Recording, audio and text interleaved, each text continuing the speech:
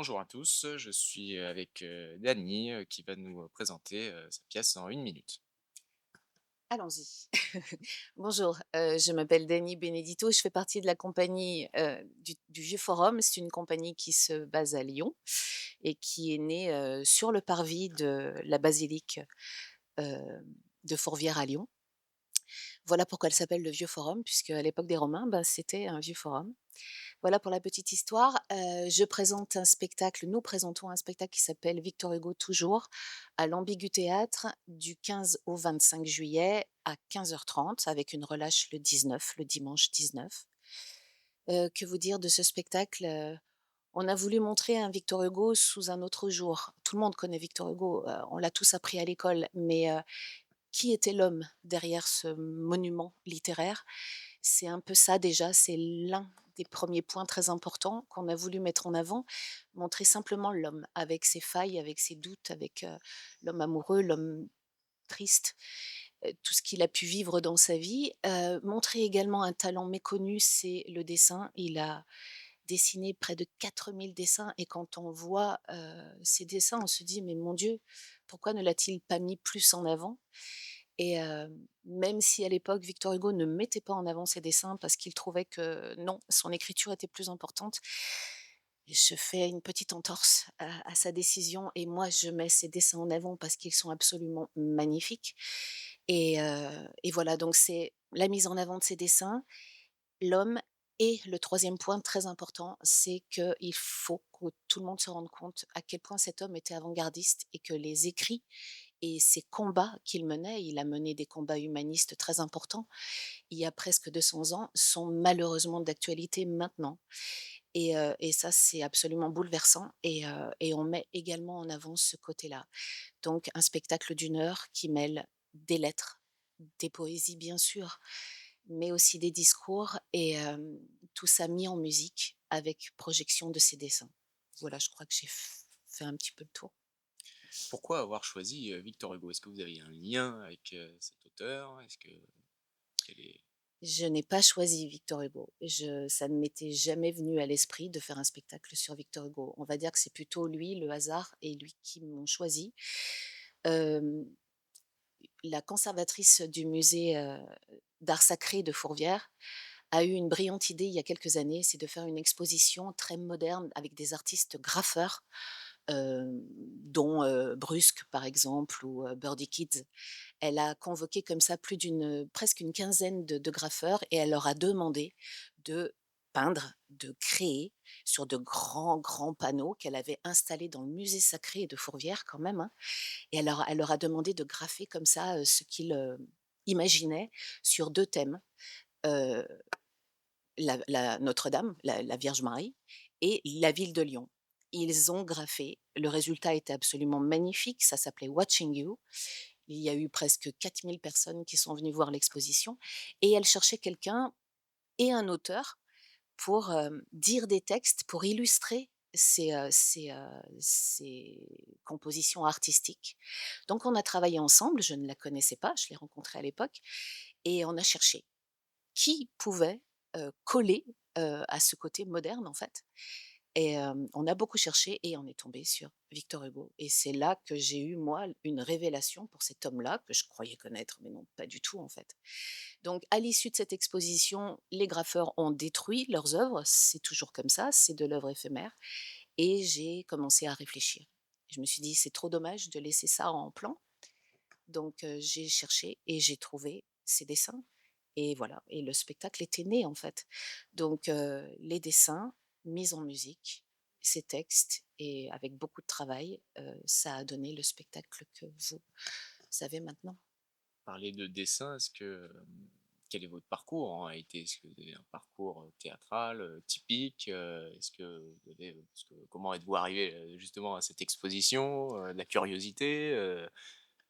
Mon parcours est classique, j'ai appris le théâtre dans une troupe à Mhm. Saint-Étienne, dirigée par un homme extraordinaire qui s'appelait Jean Saby, qui n'est plus parmi nous maintenant, mais qui, a beaucoup travaillé aussi avec Jean Dasté, donc je pense que ça va parler à beaucoup de gens.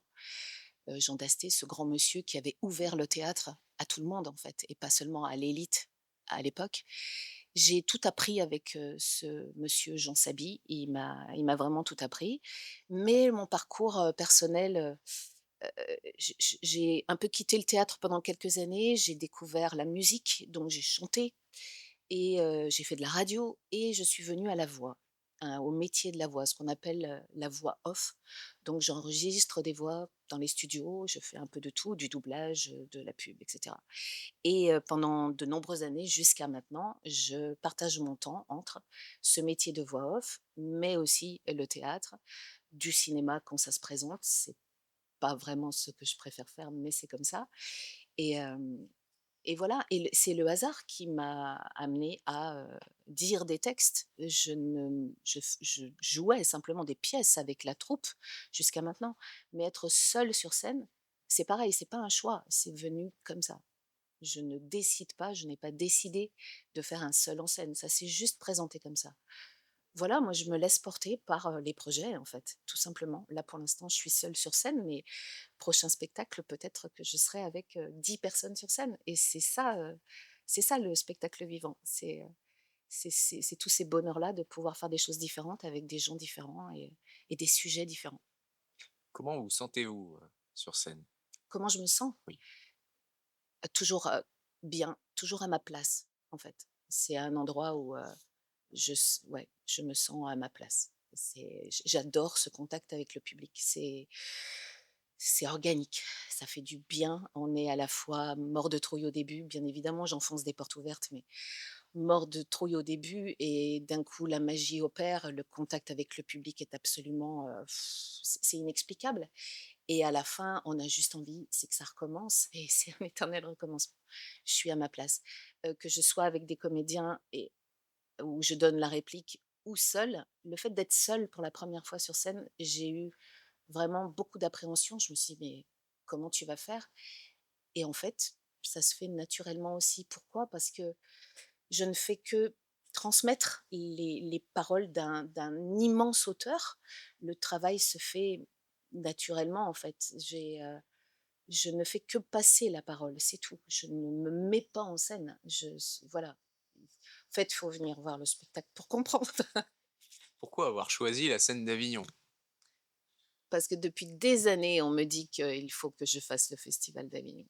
Ça fait des années qu'on m'en parle et qu'on me dit que c'est un passage entre guillemets «obligé» et pour, faire connaître bien évidemment le spectacle, donc j'ai beaucoup reculé et là je me suis dit: «Pourquoi pas?» C'est C'est le votre, 60e je crois, festival d'Avignon? C'est sûrement, ça, il me ouais, semble. Il fête ses 60 ans, j'ai 60 ans cette année. Je me suis dit: «Bah tiens, voilà, pour mes 60 ans, voilà. je vais faire le 60e festival d'Avignon». Donc c'est votre première fois, C'est ma première ici. fois. Oui. Qu'attendez-vous de votre spectateur? Des spectateurs? Oui. Bah, qu'ils passent un bon moment comme moi je le passe sur la scène.